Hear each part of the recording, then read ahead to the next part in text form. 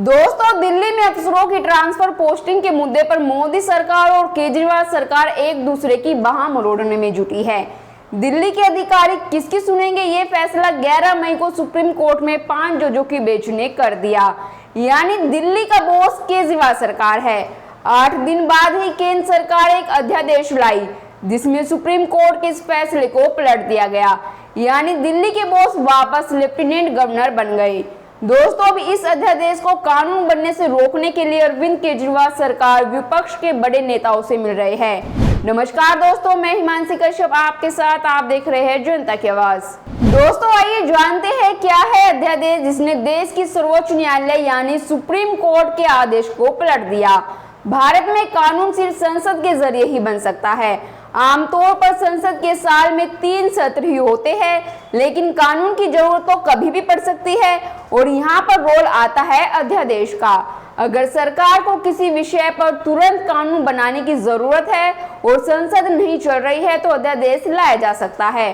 भारतीय संविधान के अनुच्छेद 123 में अध्यादेश का जिक्र है। केंद्रीय मंत्रिमंडल की सलाह पर राष्ट्रपति के पास अध्यादेश जारी करने के अधिकार है। ये अध्यादेश संसद से पारित कानून जितने ही शक्तिशाली होते हैं।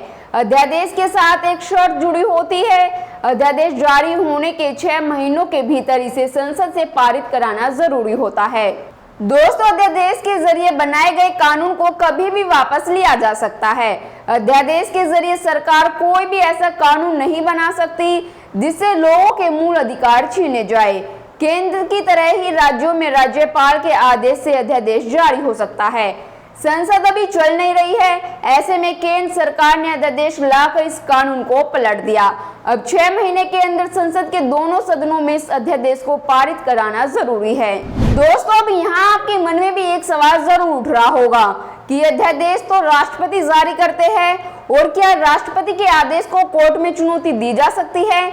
जिसका जवाब हाँ है, राष्ट्रपति के निर्णय को चुनौती दी जा सकती है। इस मामले में संविधान बेंच बनाए या नहीं, यह तय करने का अधिकार चीफ जस्टिस के पास होता है। ऐसे में साफ है कि कानूनी तौर पर केजरीवाल इस फैसले को कोर्ट में चुनौती दे सकते हैं। दोस्तों, अध्यादेश को 6 महीने के अंदर संसद के दोनों सदनों में पास कराना जरूरी होता है। लोकसभा में बीजेपी और इसके गठबंधन दलों के पास बहुमत है, यहाँ आसानी से यह अध्यादेश पारित हो जाएगा, लेकिन राज्यसभा में इस अध्यादेश को पारित करवाना मुश्किल होगा। इसकी वजह यह है कि एनडीए, बीजेपी और उसकी सहयोगी पार्टियों के पास राज्यसभा में बहुमत से 8 सदस्य कम हैं। ऐसे में इन्हें दूसरे दलों की मदद की जरूरत होगी। विपक्षी एकता के जरिए केजरीवाल राज्यसभा में इस अध्यादेश को हर हाल में रोकना चाहते हैं। राज्यसभा में कुल सदस्यों की संख्या 245 है। इसमें एनडीए के पास कुल 110 सदस्य है। फिलहाल 2 मनोनीत सदस्यों की सीट खाली है। ऐसे में संभावना है कि बीजेपी इस अध्यादेश पर वोटिंग कराने से पहले इन सीटों को भर दे। इस तरह एनडीए के पास राज्यसभा में 112 सदस्य हो जाएंगे। इस तरह राज्यसभा में प्रभावी संख्या 238 हो जाएगी। इस हिसाब से देखें तो राज्यसभा में बहुमत के लिए 120 सदस्यों का समर्थन चाहिए होगा। एनडीए के पास 8 सदस्य कम पड़ेंगे।